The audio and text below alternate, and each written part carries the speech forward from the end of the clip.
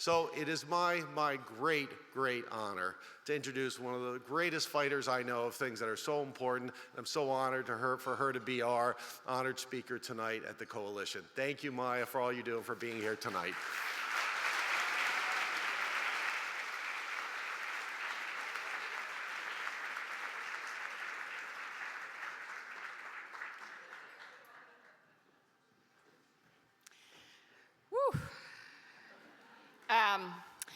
Barry and I have been in a trench or two together. I'm just glad he didn't tell those stories. And you don't want to fight trench warfare unless you're in a trench with Barry Burke. Let me say that. And I do want to just start by thanking the workers who are feeding and caring for us here, the union workers. So thank you.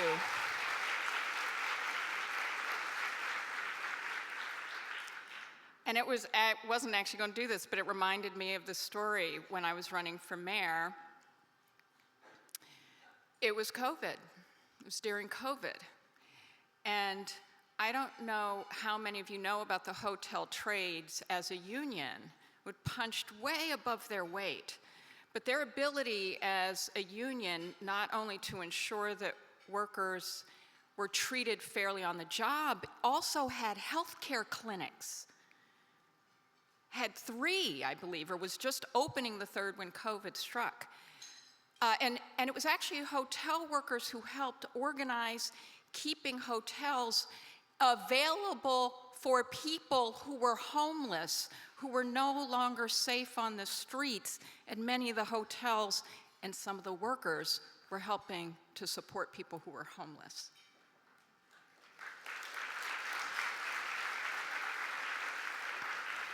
Even though that union had lost 90% of their jobs to COVID.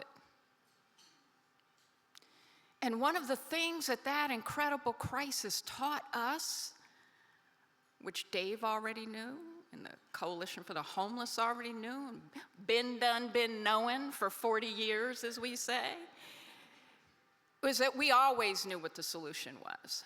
But when the crisis hit, the fact that we had all this vacancy in hotels suddenly meant we had all this housing. We had all this housing. So thank you for the reminder, Barry. Thank you for the inspiration from the hotel trades workers. But also let's remember who has always worked. Women. You know, we have always worked. Y'all didn't always pay us.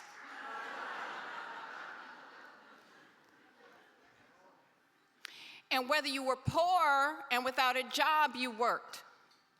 Whether you, even today with a job, are probably working 69 cents on the dollar to every dollar a man works, if you're black.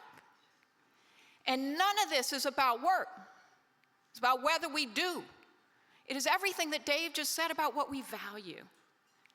What we value. And if you go to the page of the First Step program, one of the first things you see is it says, we support anyone who identifies as a woman.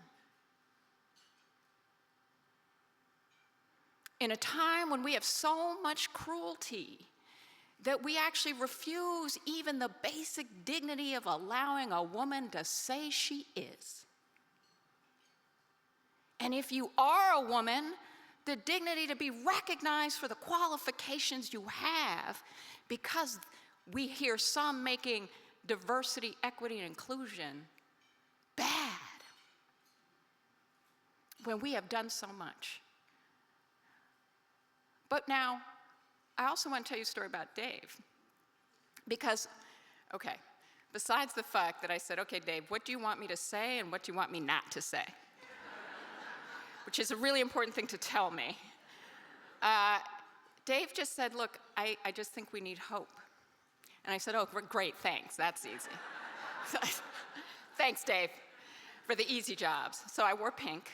But seriously, one of the things I wanted to say about this, which is so important, is despite the fact that I just had to say, part of what gave us hope during one of our darkest times of COVID was what the crisis gave us the opportunity to learn about what we could do, right?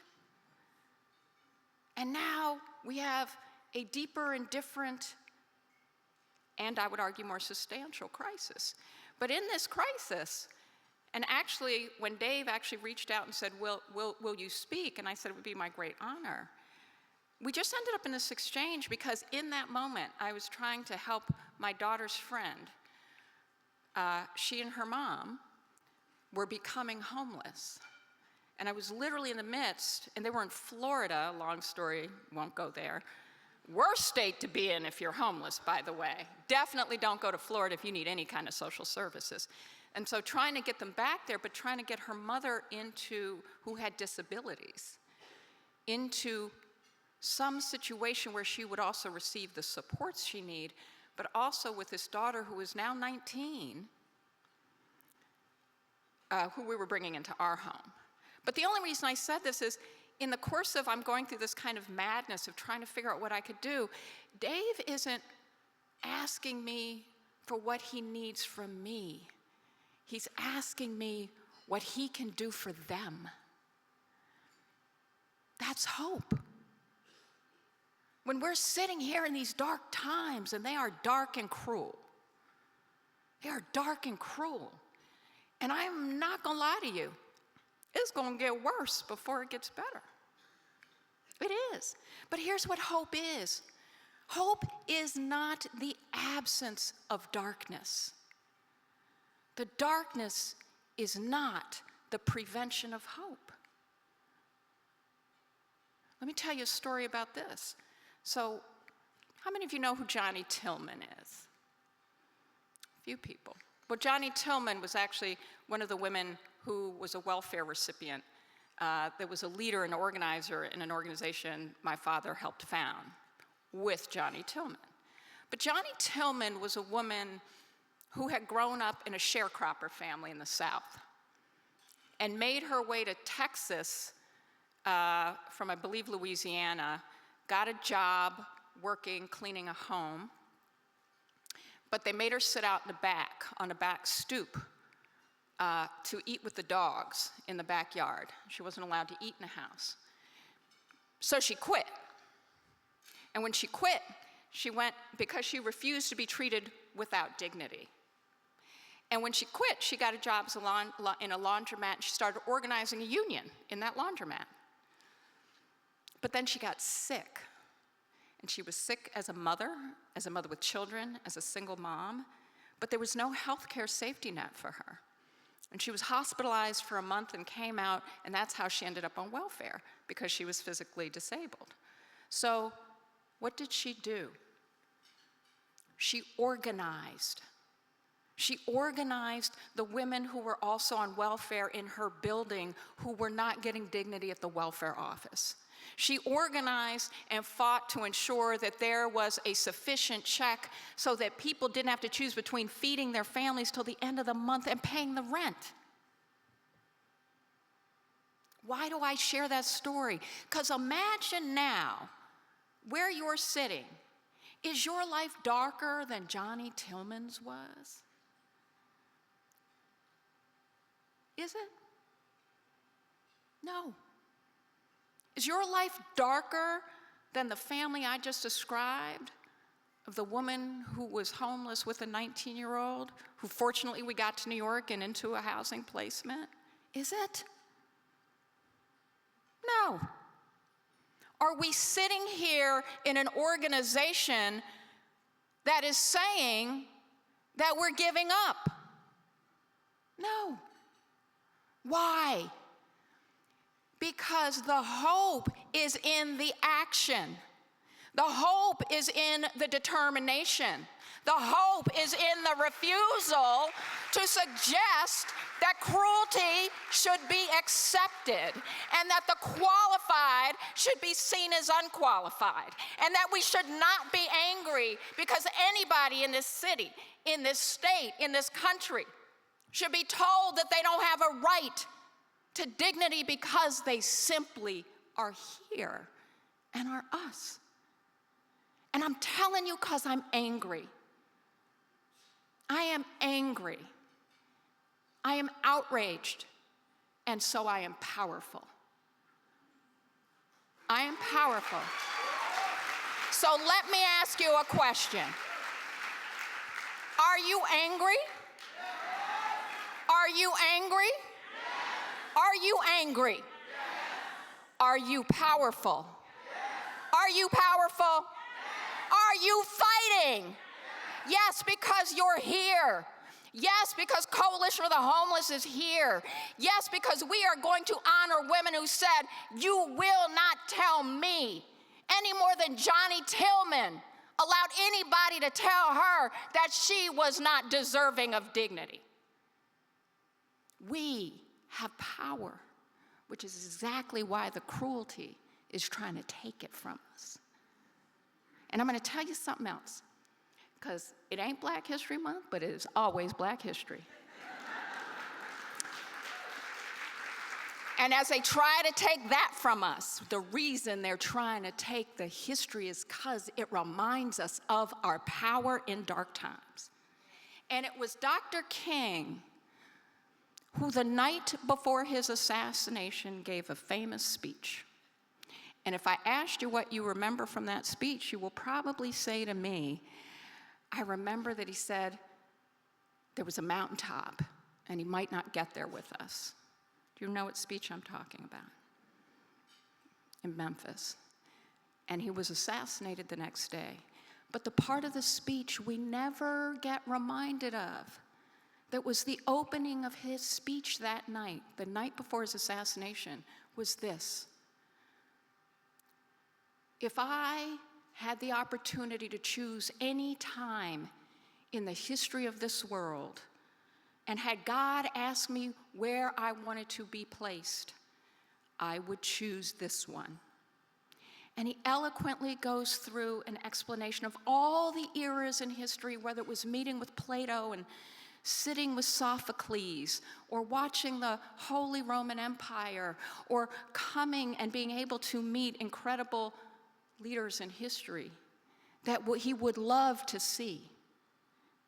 And yet he would still have chosen the time he was in.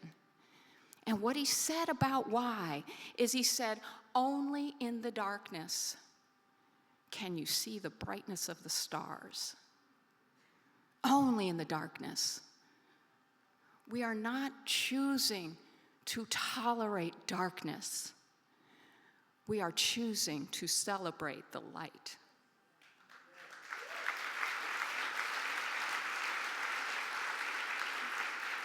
And when we need hope, because we all need hope in darkness. There's not a day, there weren't days that Dr. King didn't feel like he needed something. He needed someone. None of us do this by ourselves. None of us.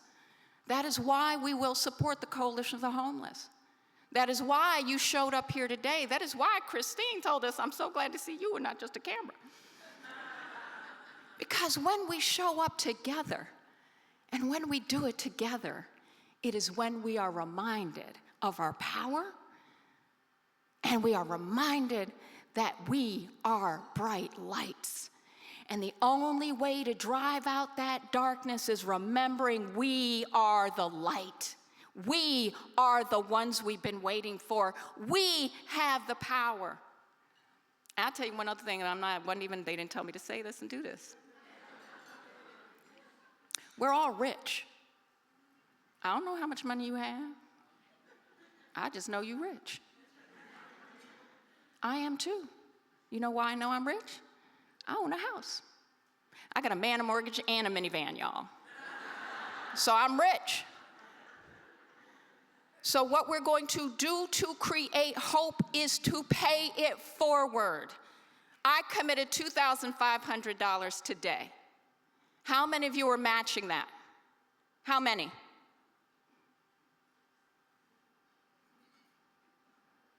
How many? How many? How many? When we give, we also give hope. Thank you.